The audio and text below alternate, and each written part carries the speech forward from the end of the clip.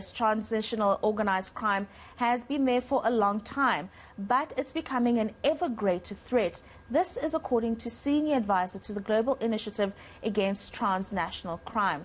In the past 2 weeks, South Africa has seen numerous kidnappings. The victims include locals as well as foreign nationals. 8 foreign nationals were also recently arrested in Cape Town in connection with a national online dating scam involving millions of US dollars. Ayesha Ismail reports.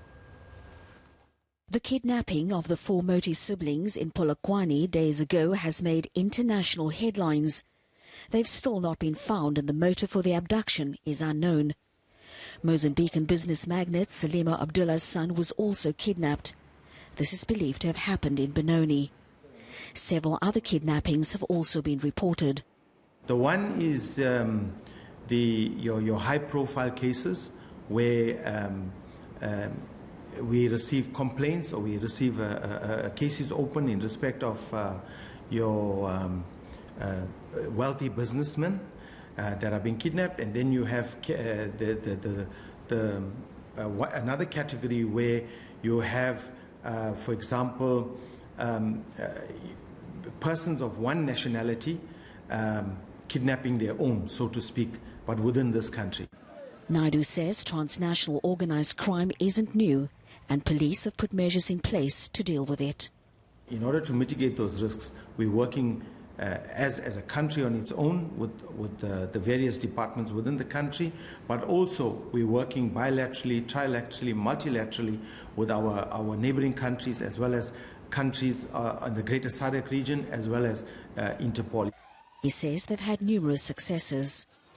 Over the last 2 weeks, we had one incident in Johannesburg where there were 50 or 52 Ethiopians that were rescued in Johannesburg after our police followed up on intelligence, and we arrested one Ethiopian national.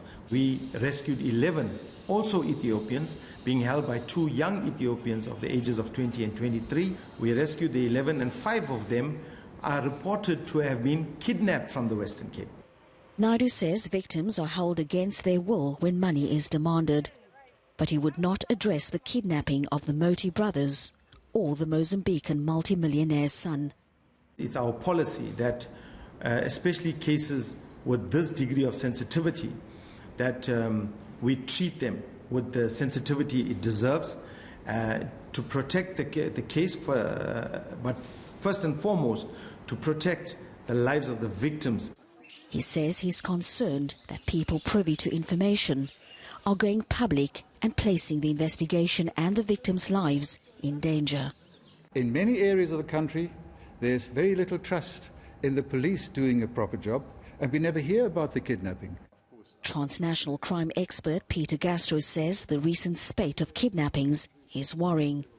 It suggests that increasingly hard, experienced criminal groups regard kidnapping as being worthwhile because the risks aren't that high. They would not be doing so if the risks were very high. So the realization that kidnapping is worth it and that the chance of being arrested or jailed is not that high, that leads them to expand.